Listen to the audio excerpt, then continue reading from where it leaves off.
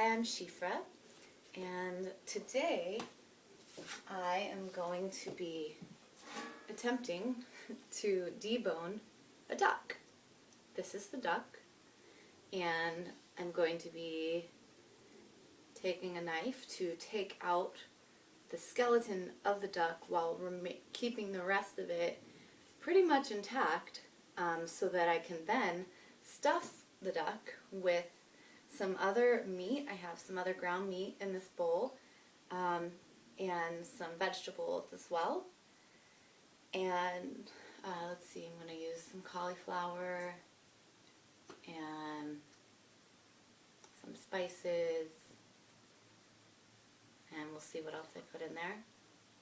And then I'll also leave some on the side because I believe we have a vegetarian guest coming for dinner as well, so some of the vegetable stuffing without the meat I'm going to leave on the side, and I'm going to roast some squashes and make some muffins and some other things for Shabbat dinner tonight.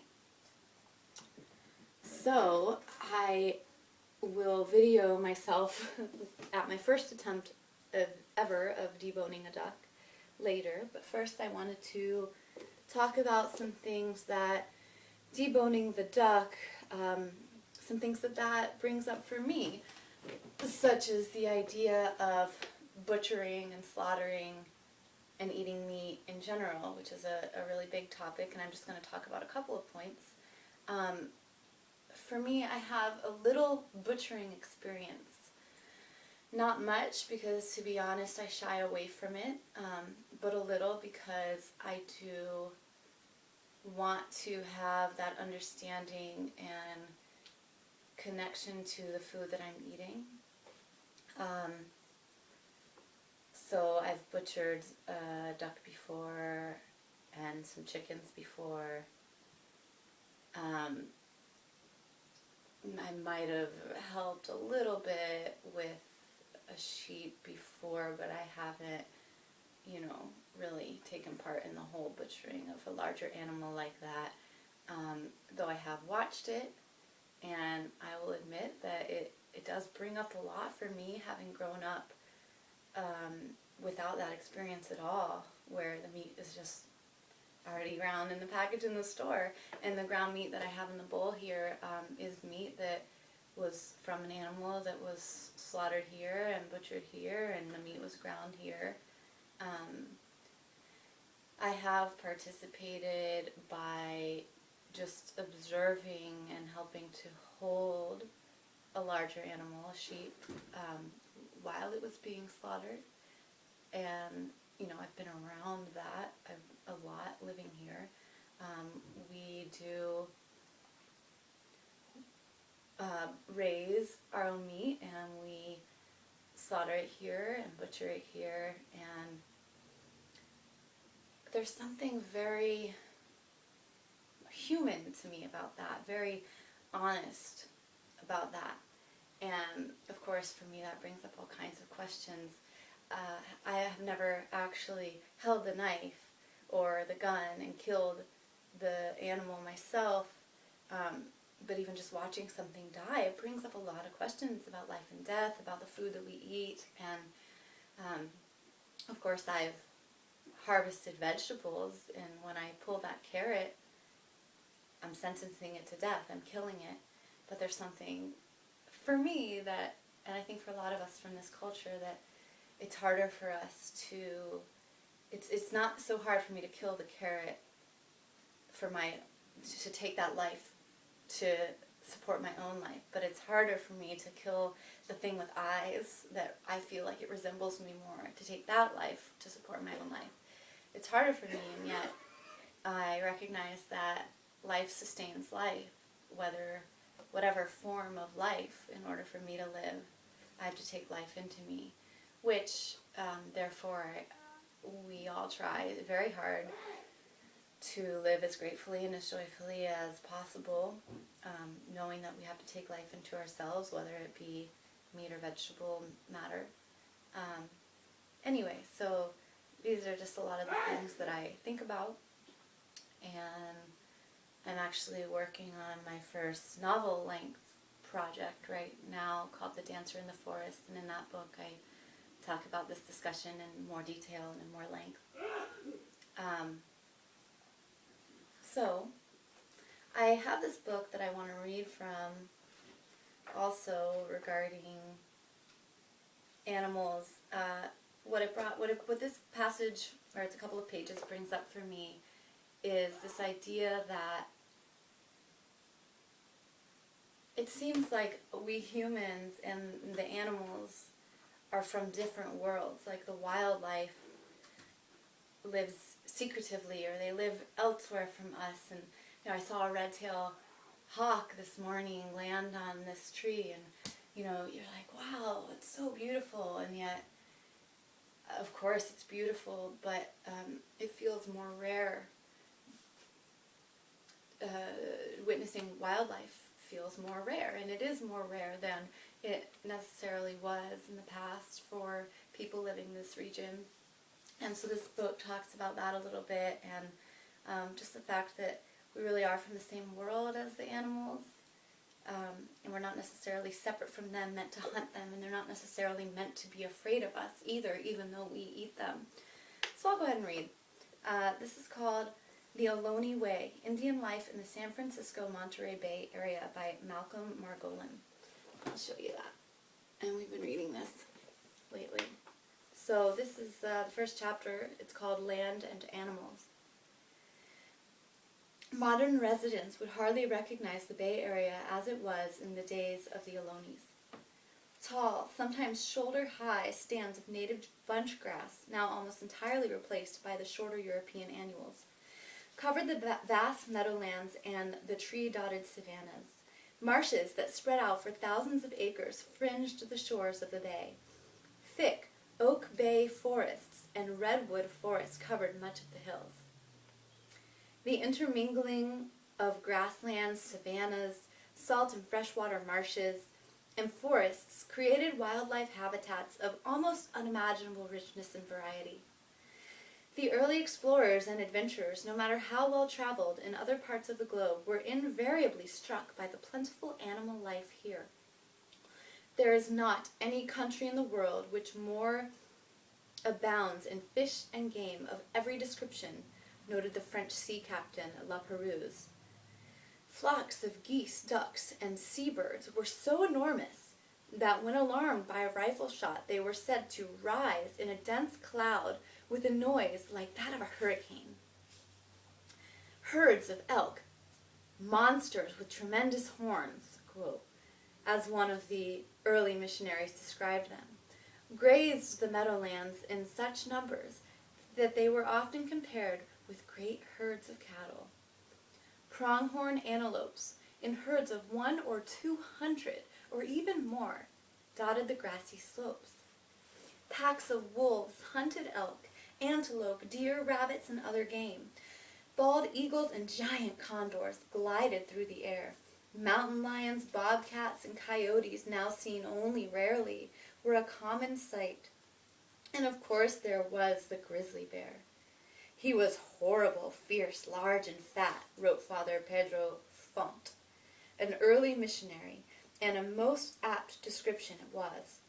These enormous bears were everywhere, feeding on berries, lumbering along the beaches, congregating beneath oak trees during the acorn season, and stationed along nearly every stream and creek during the annual runs of salmon and steelhead.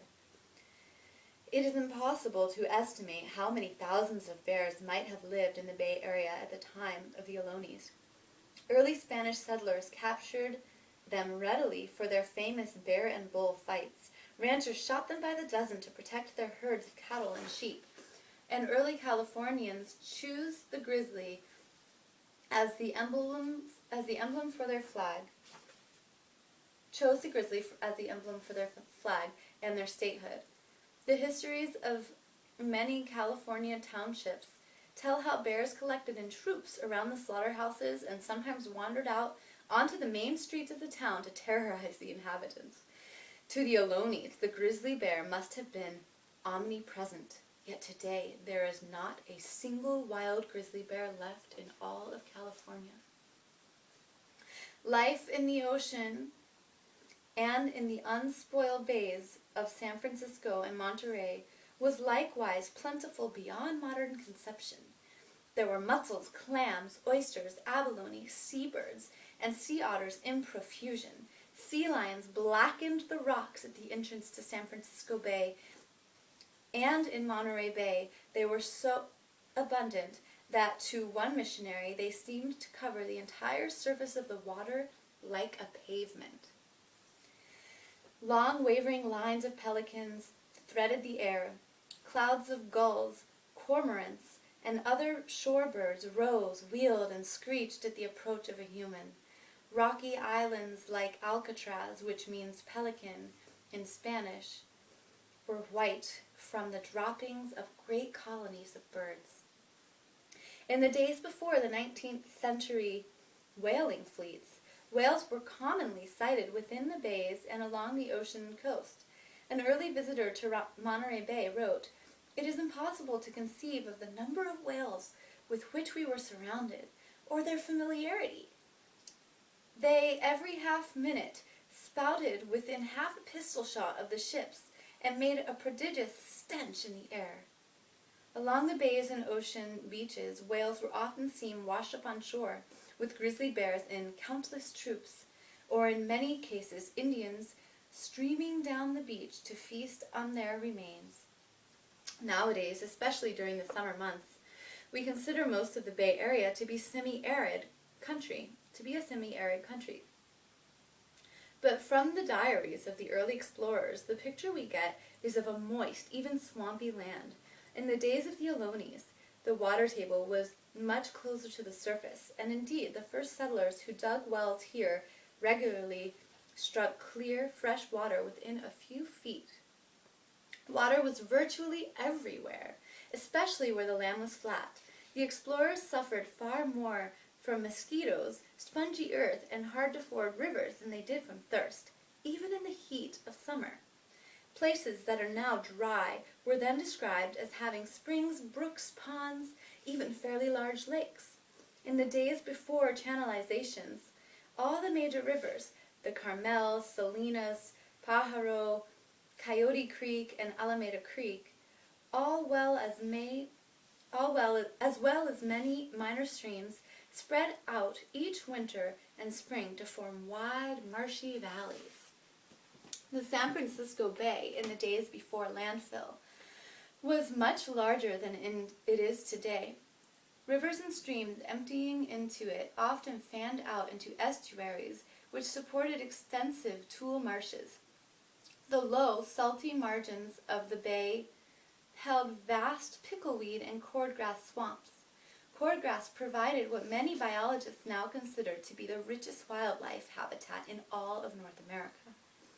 Today, only Suisun Marsh and a few other smaller areas give a hint of the extraordinary bird and animal life that the fresh and saltwater swamps of the Bay Area once supported.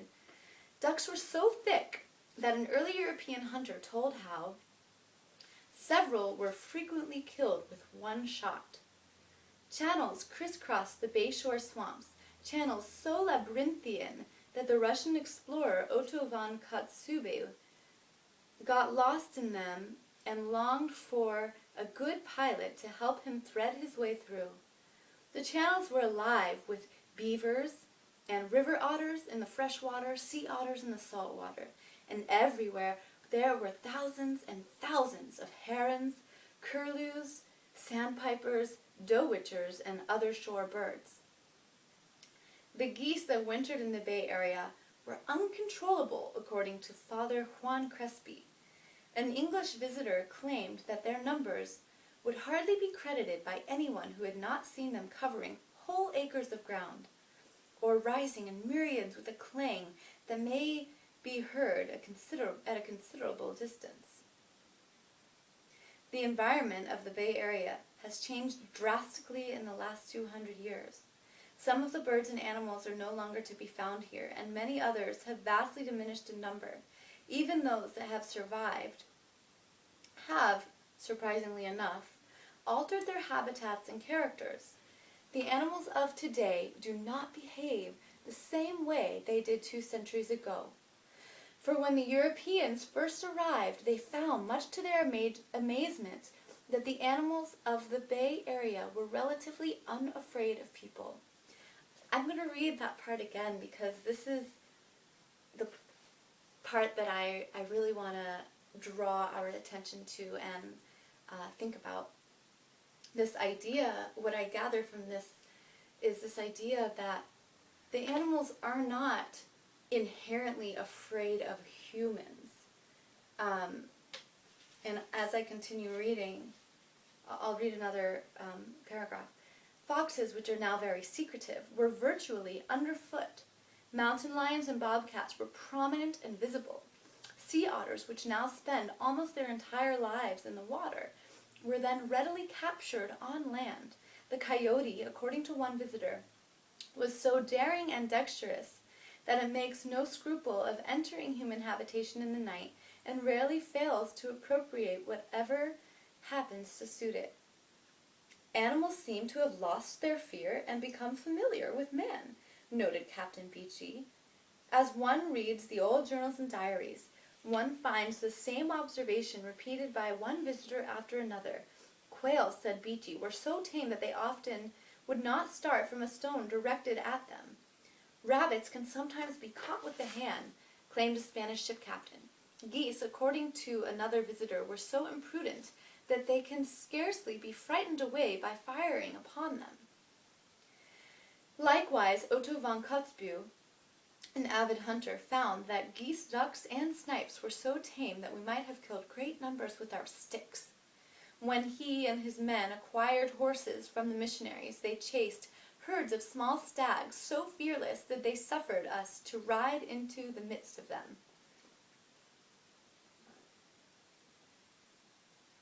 Von Kotzebue delighted in what he called the superfluity of game. But one of his hunting expeditions nearly ended in disaster.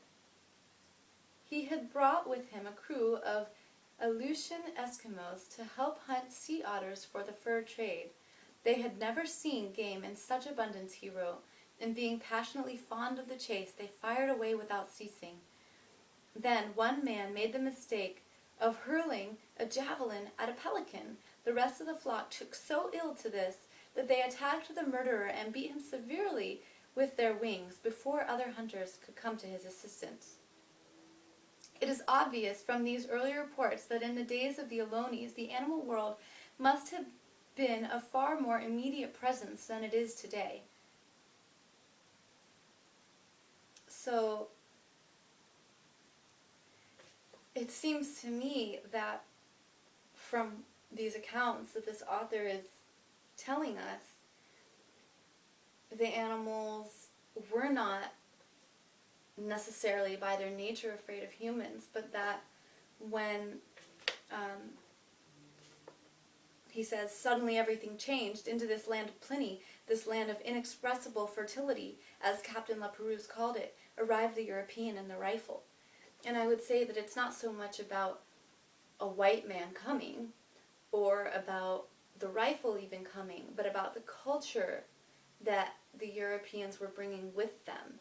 It seems that the culture of the Ohlonies, the people that lived in this San Francisco, Monterey Bay area at the time, were in the 1700s, mid-1700s, is a lot of the accounts that he's talking about before the major European influences came, and just a few explorers had given accounts. And so it seems that the people of that time had a really different culture that was able to live in harmony with these animals. And of course they hunted them and they ate them, but yet they were right there among them. And perhaps I hypothesize that had to do with the fact that they didn't kill them in mass like we saw with that group that came to hunt for the fur trade.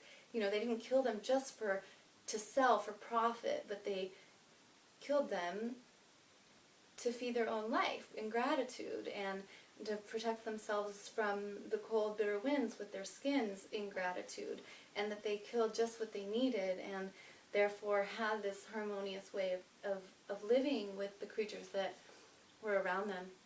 So I just wanted to offer this as an insight into a different way of interacting with our world, a way that has been, is no longer, but could be again. I think the animals learned when the European culture came and took over, they learned that humans were dangerous because this human culture was dangerous to them, not that humans were inherently dangerous to them. And I think that I think they feel when we're coming to hunt and when we're angry, but I think that could be changed. Though that's a whole other discussion as to how. Not for right this second. Anyway, it's just a hopeful and really beautiful little passage. So here I have this duck that Mike slaughtered just 2 days ago or something. And you'll find this really interesting. I'll go ahead and lift it up. So this is the duck. And we love our ducks. And inside you have duck penis. Just kidding. This is the duck neck. Duck penises aren't that big, although a duck testicles are actually bigger than man testicles, believe it or not, this little tiny thing, and the testicles live inside of it. Anyway, that's just a fun fact for you. So in a little bit here, I will be attempting to debone this guy and prepare him for dinner. So now I need to wipe off my hands before I turn the video off.